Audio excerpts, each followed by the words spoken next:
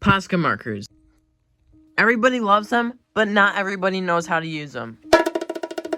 Today, I'm going to show you how to properly use them and some cool tips or tricks that you can use on your next drawing. Over these past couple of years, I've done multiple drawings with these, and here are just a few.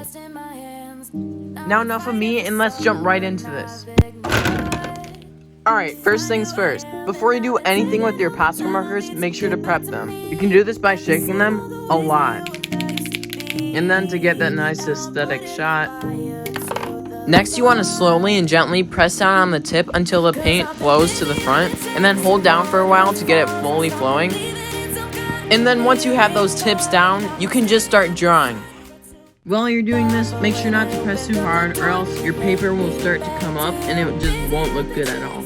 A couple other things, make sure not to shake it with the cap off, or else it will literally go everywhere.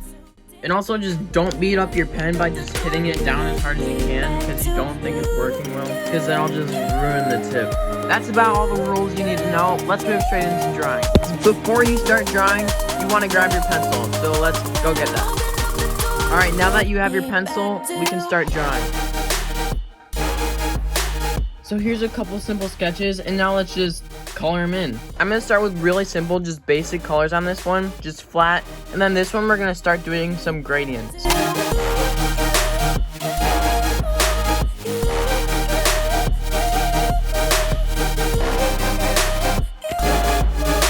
Alright, now it's time for the most important part of all of it.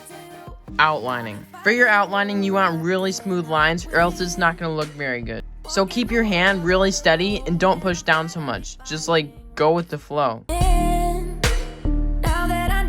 If you run into a problem like this, you can just draw it over and make the line a little bit thicker.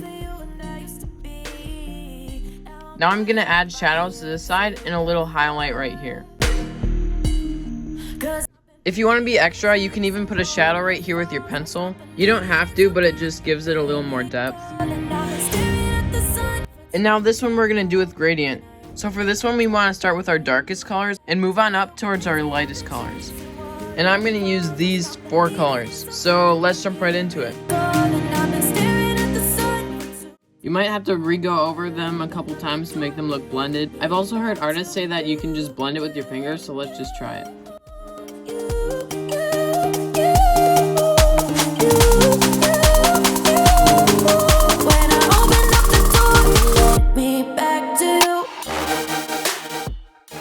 Alright, I kind of messed up in a couple places by going like that, and you can see our paper's already peeling, so we don't want to draw over it very much more, but let's jump into the outlining.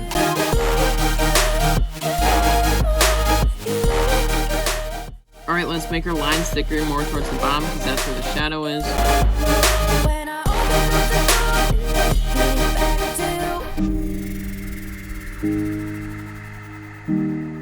It didn't turn out the best, but yeah.